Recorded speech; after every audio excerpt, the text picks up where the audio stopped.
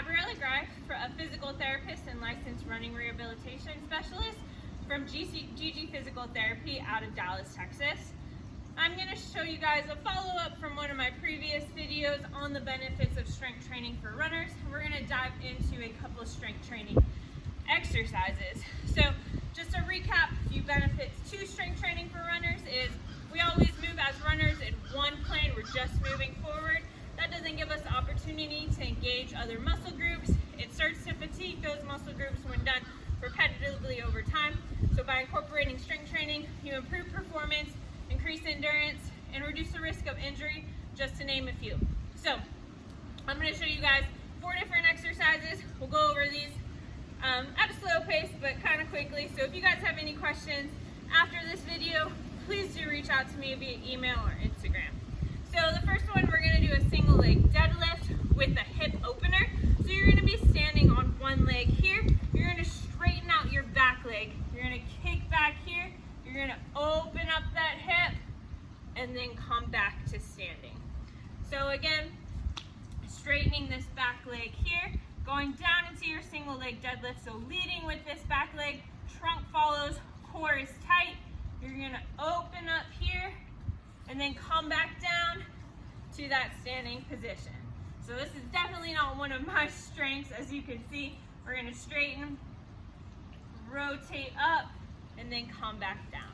So by rotating up, you're engaging more of your rotator muscles through that hip, which challenges you more, especially if you like catch an edge or catch a curb or catch a rock running. You know how that hip control to improve it. So just from the side so you guys can see, you're going to straighten one leg, you're kicking out, you're rotating up, and then coming back to standing.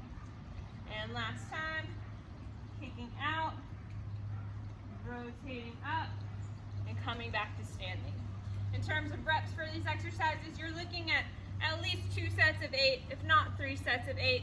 The more you do, the more you're going to improve your endurance and your strength, but you have to build up that tolerance.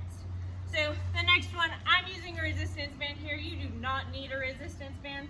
However, it makes the exercise a little bit more challenging. So this is a medium resistance band.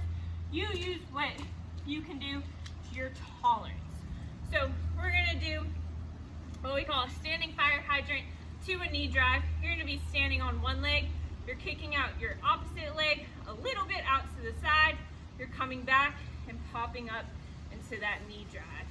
So you're kicking out and up, out and up, looking for 2 to 8 on each side. The next one, you need a step at the bare minimum. You can always stack up books if you do not have a step at home. I'm using weight for this exercise. It makes it a little bit more challenging. I recommend dumbbells if you have. If not, you can use whatever you have lying around the house. Maybe like 2 laundry detergent cases. So you're gonna have 1 foot on the step, 1 foot's gonna be on the ground. Here, what we're gonna do is perform a heel raise. So this step's quite high. The lower the step is, the more challenging it's gonna be. So you're going up on those toes and then back down. You can even put a little bend in your knee, work your soleus muscle so you get a different muscle group. So I would do this knee bent and then knee straight. If this is, you want more of a challenge, you could always turn this into a heel raise and then a step up.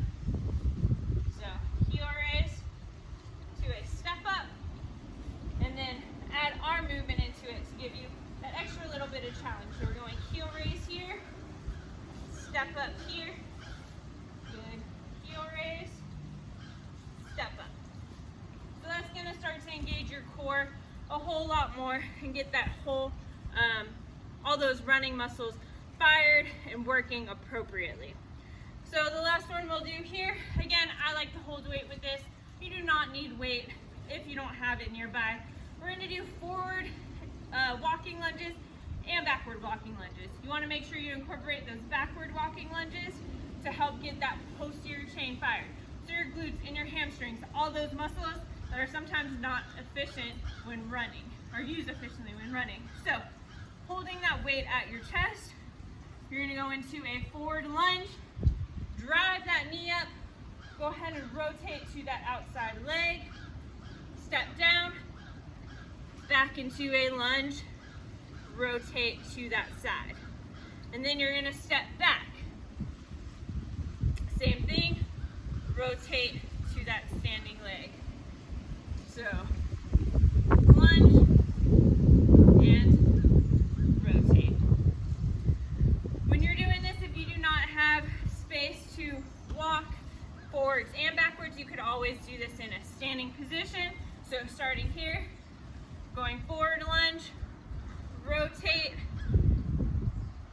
and then coming back down, and then turning into that backwards lunge and rotate. Make sure your feet meet.